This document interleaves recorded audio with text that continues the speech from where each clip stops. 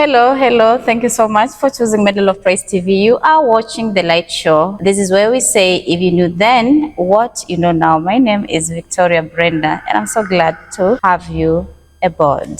And today we're going to talk about something so interesting, and I have a guest in the house who is going to elaborate more on the topic. So I'll urge you to sit back, relax, and enjoy the show, all right?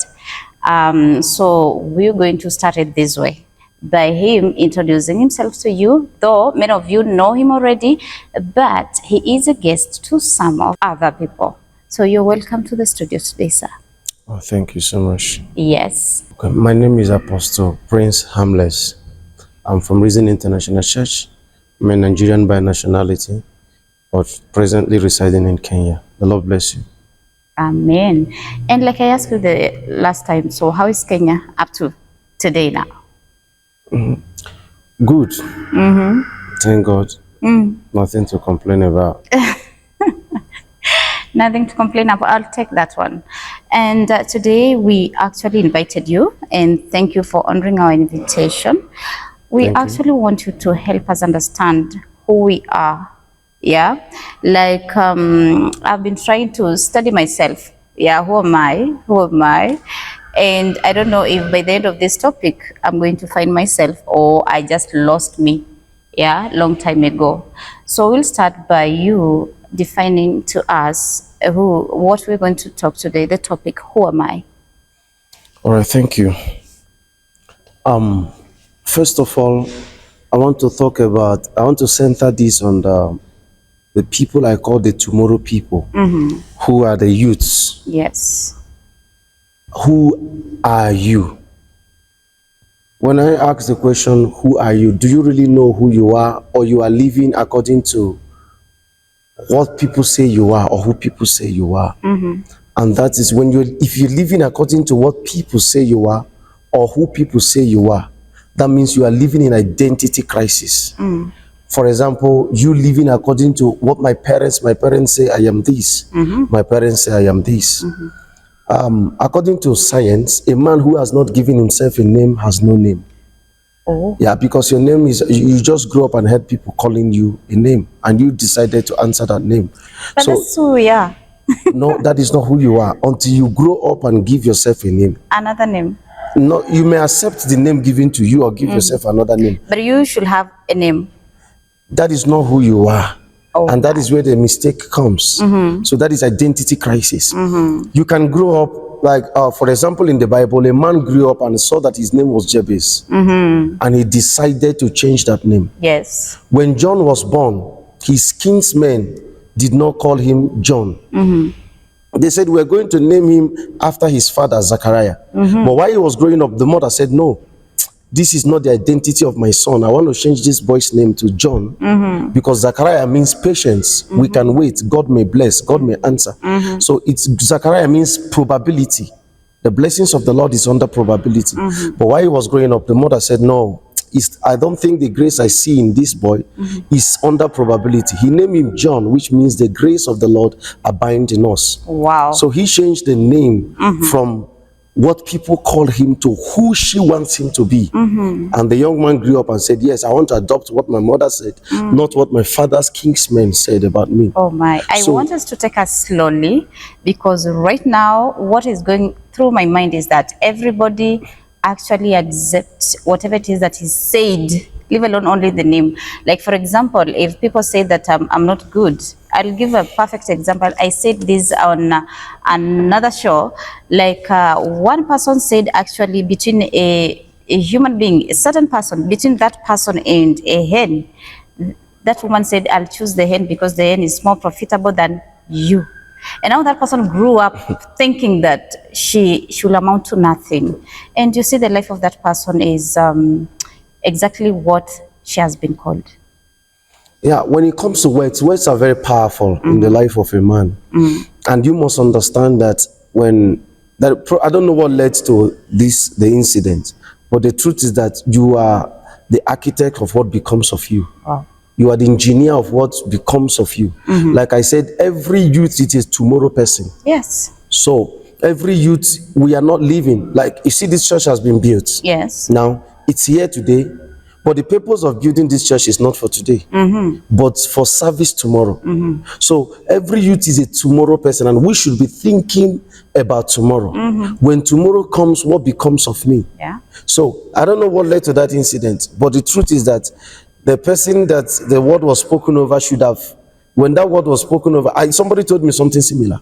While I was growing up, my cousin said, I'm going to become his gatekeeper when he finished building his house, probably because his father was way richer. And, Yes. you know, and I said to myself, I can never be a gate man, not possible. When he said it, he stood up and left. I said to myself, this is a challenge. I better prove him wrong. Then I had to study, I had to read, I had to go to school, I had to focus, I had to work hard. And the last time I met him, I told him, I have outgrown being a gate man again. I can't be there. And he just laughed and said, do you remember that? I said, yes, I do. You are the reason why I had to work so hard to get here. So every word spoken over you is a challenge.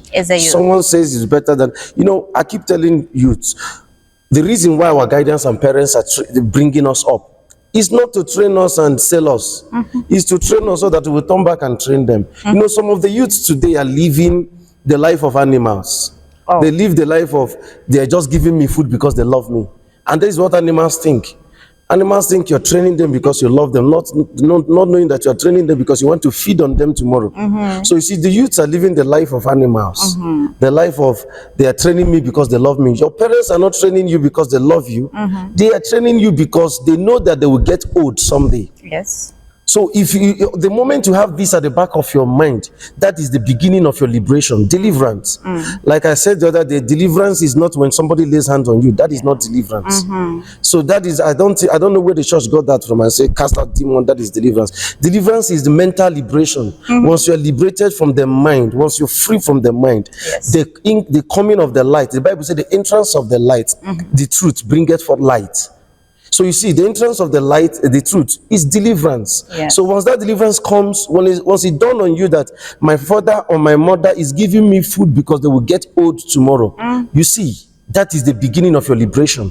You are beginning to set your pace. You're beginning to run fast. You're beginning to think right. Yes. That is the first thing that comes to my mind. Anytime I remember those old people, I say, man, one day these people are going to get old. So what becomes of them? What is their faith if they get old and I'm still struggling?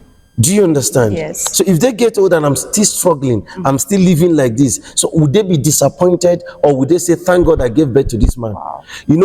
John, I said the other time, John asked Jesus, are you the one we are waiting for, or should we wait for another one? You see, there are some of us that our parents will ask us this question at old age. Are you the one, or should we expect another one? The activities we do today determines what becomes of us tomorrow. Yes. And I'm going to talk about this identity crisis. This is the problem with us today. Identity crisis. Social media defines us. Environment defines us. Yes.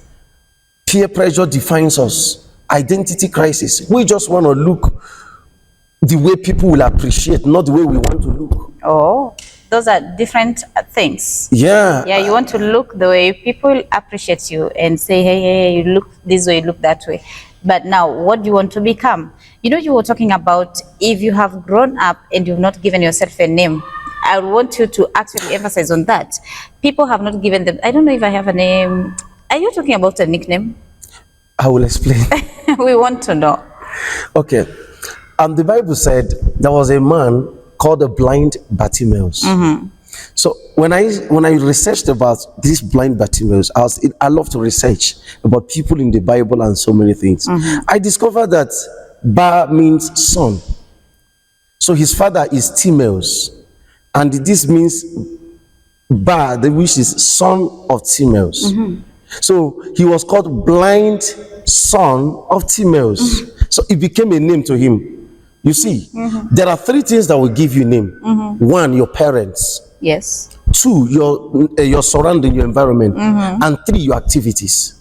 These three things will give you a name. So the one you accept automatically becomes you. Okay. If I walk into this place, now you say, this apostle is here. Yes.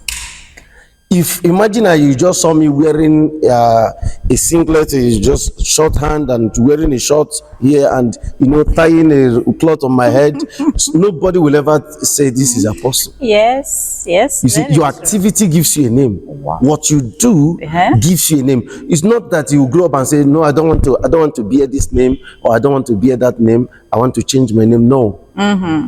What I mean by giving yourself a name is by looking at, first of all, what is the name my parents gave me? Not the name, your name you write. Like, who am I? What is my foundation?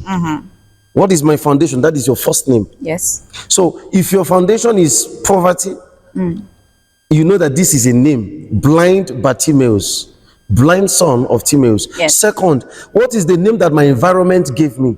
Your peer pressure. What is the name they call you? You see, they call this man blind Bartimaeus, blind son of Timaeus, and he accepted the name, and that became his name. Like the woman with the issue of blood. Nobody knows her name. I don't know her name. I've tried so much to find her name in the Bible. It is not in the Bible. It is not in the Bible. Oh my. You see, the environment gave her a name, and she accepted the name. Even the Bible have to write that name. Oh. So you see, when you accept the name that your peer pressure, your friends gave you, your environment gave you, even God can change it for you. Imagine if God could have changed that. Jesus could have said, madam, from now henceforth, your name is not longer the woman with the issue of blood. Yes. Jesus healed her, but the name remained her name. So Jesus left the name for her to change her name with her decisions. People used to refer to her a woman with the issue of blood, even after the it was deliverance. No longer there.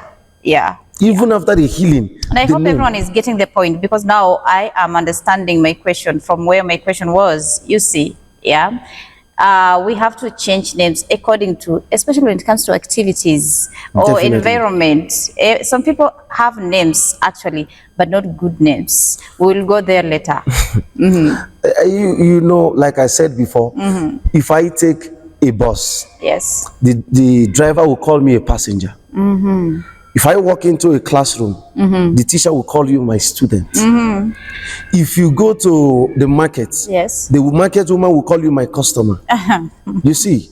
Yes. If you come to a church, pastor will call you my member. You see, everybody have the right to give you names according to the action you are carrying out. Wow. So if I walk into a bus, the action is that I'm going to patronize the driver, and no matter my title at that time, he has every right to call me a passenger. And I can never say, don't call me a passenger, I'm an apostle. You don't have any right. So you see how important it is to know what you do. Yes. So you cannot say, I am a graduate, and you will find them amidst uneducated people. So Apostle Selman once said, if you are asked to count 5 stupid people around you, and you counted 5, you didn't count well. There are 6, and which means you are one of them. Oh my. So you are the number 6th person there. So you cannot say I'm a graduate and all our people around you are uneducated. Oh, you are automatically an educated illiterate. Like them. Automatically uneducated illiterate. You must know that the things you do defines you, not what you say you are. The things you do, we love this song, I know who I am. Yes, you know who you are, but your actions are they saying who you are? You are a Christian, but the friends around you are people who club, who smoke, who drink. You cannot tell me you're not one of them. Maybe the person might be there for a different reason. I want to draw them to Christ. The Bible says, do not be unequally yoked with unbelievers. It says, blessed is he that walketh not in the counsel of the ungodly, nor stand amidst unbelievers, nor even sit amongst the scornful. Wow. So you see, you don't sit, you don't even stand with them. You see, blessed is he that walketh not, which means, look at what the Bible is saying. The moment you begin to walk with them, you will stand. They will delay your salvation. They will delay your movement. Yes. Nor stand amidst the unbelievers now. Then the next thing they will do is to sit you to become like them. Nor sit amongst the scornful. You see, blessed is that man. You see, the moment don't tell me you are there, you know what you are doing. You don't know what you are doing. It is little by little they will influence you. Wow, wow. And actually, today we are measuring on youths. Yeah, the tomorrow people, like you've put it. Because now we are getting lost. Yeah, Youth, they don't know what to do. They don't know who to believe. If they go to church, they find problems there. If they don't go to church, more problems wherever they want to go. But how do you become, or how do you come to a point of knowing who you are and start up something that will change your name, give you a new name or a good name? Yeah. Like I said before, the problem with us today is that we want to get tomorrow today. Okay. The youths, we want to get tomorrow today. You know, one day my father asked me, I was working so hard, and one day I told my dad, things are not working well. He said, how old are you? And then I was 23. He said at 23, I was still in my father's house. I was still in secondary school, in high school. I said, what do you mean? He said, you see what you're looking for. You don't need it today. He said, you're just too young for what you are saying. He said, what I hear you saying to me, in fact, sometimes I just watch you, I wonder where you're getting this nonsense from. I said, Daddy, did you just call it nonsense? I am fighting so hard to become successful. He said, no, you are missing it. You are trying to become a tomorrow person today. I said to me, you just tell me the other day, your friends are driving cars, your friends are... He said, a young boy like you. He said, I marvel. He said, I'm not telling you not to work hard, but sometimes I wonder if you are losing it. I said, Dad, I'm not losing it. I'm trying to make you proud. He said, no, there is a thin line between greed and making me proud.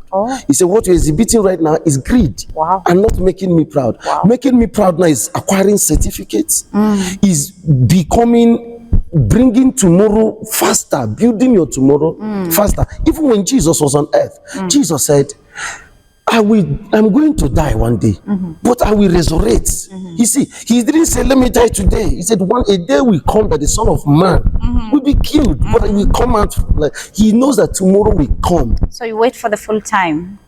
While waiting, don't waste. Walk while waiting, plan while waiting, build while waiting. You see, the youth, let me be sincere with us. You think you're suffering, you are not suffering. There is age of suffering. I stated it the other time. At the age of a youth, you are not suffering. I don't pity youths who are passing through hardship, because you are supposed to pass through it. Okay. You see, you don't have a house over your head. Jesus never had. Jesus said the Son of Man had no place to lay his head, as even the birds of the air has nests where they lay their head, but the Son of Man has no place to lay his head. So why are you killing yourself? Because you don't have a place to lay your head. See, it should be one of the primary challenges that you have. One of them. One of the primary challenges that you have. It may be a means of God calling you closer. The prodigal son was feeding with animals, staying with animals, not knowing that it's God calling him. Now, at this moment, nobody pitied him. Anybody who pitied him at that state is working against his salvation. Do you understand? So there's time for everything. There is time for you. Put yourself together. Know who you are. First of all, ask yourself, who am I? What was I born for? Why am I in this family? Why am I in this church? Why am I amongst these people? Then why did God place me here? If you can answer these questions, then ask yourself, what becomes of me when tomorrow comes? If you answer this question, then that is when you will know that you're not suffering.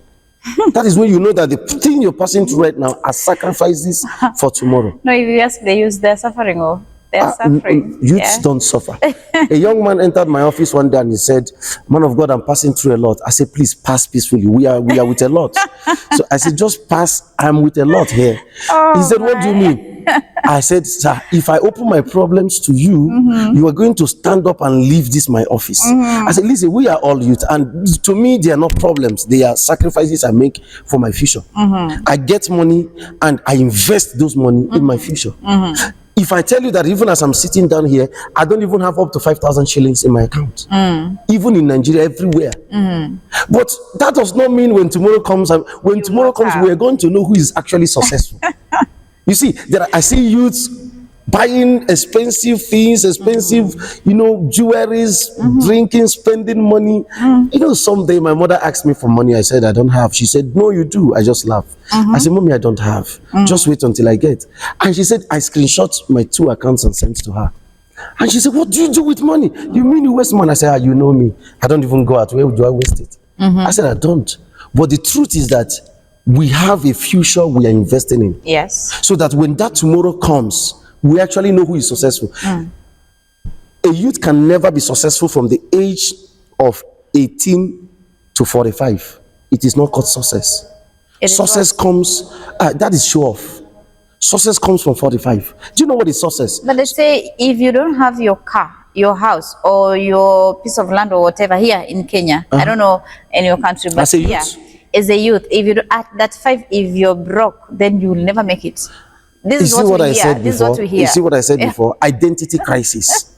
You see, this is people people define you for you. You see me, I don't have a car here. That does not mean that people driving a car better than me. So sometimes one guy asks me something, you think you have money, but you don't have, I've never seen you with a car. And I said, does having a car define who is actually It rich? tells people how rich you are. And oh no, that is identity crisis. You are living for others. Oh my. Do you understand? Yeah. I don't live for others. I live for me.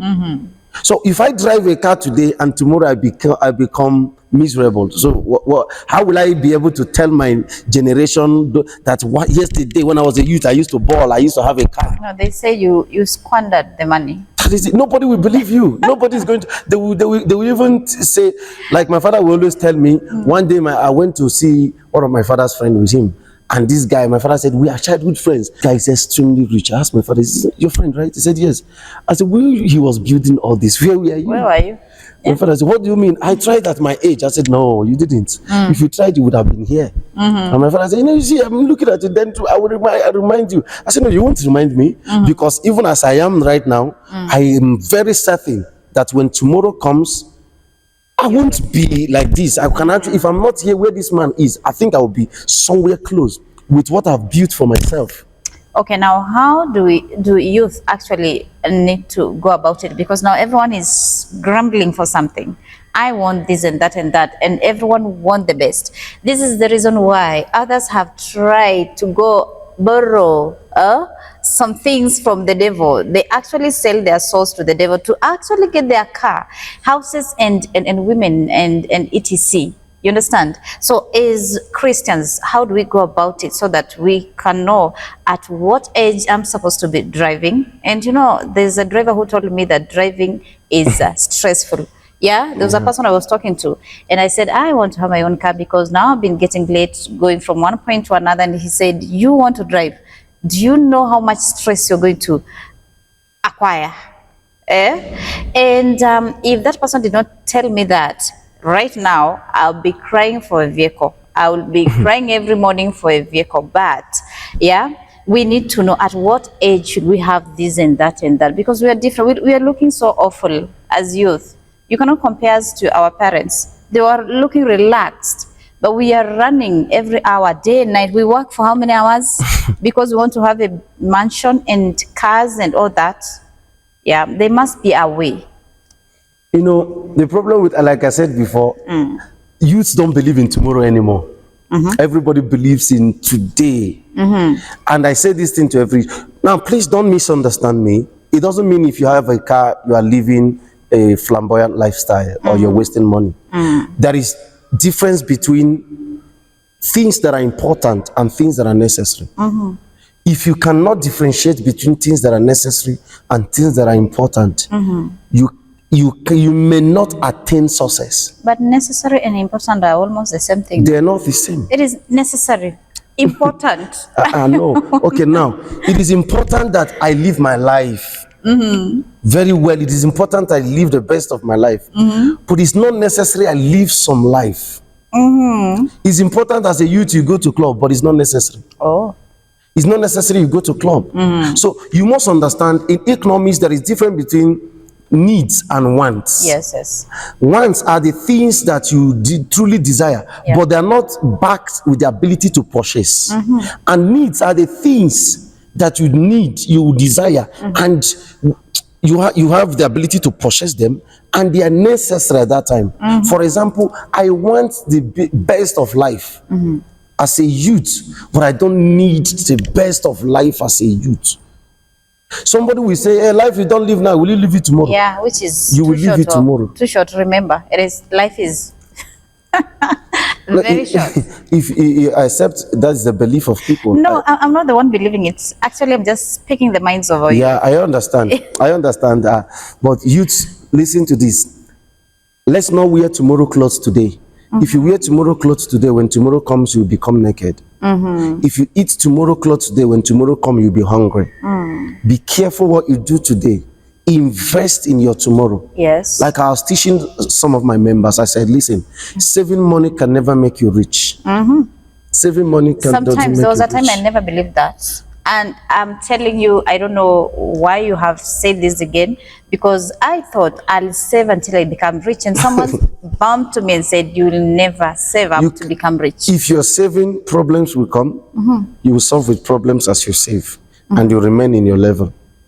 Oh, So as a youth, the first thing you must understand that is that the first step to growth is determination. One, purpose. God respects purpose more than his words. God honors purpose more than his words. I said the other day on Facebook, when purpose becomes intense, the word of God is suspended and God focuses on purpose. Do you understand? Yes. Now, God loves Jesus as a son. But for the purpose that he came to save man, he had to die. And that was why he didn't rescue him. He left everything. He had to say, he closed heaven. Yes. The scripture said he closed heaven, shut it against him, because purpose need to be attended to. yes, yes. Imagine I have a purpose. Okay, imagine God have destined me that I'm going to die at 20. And I say, God, at 20 next year, I'm going to be 26. I want to win 1,000 souls for you.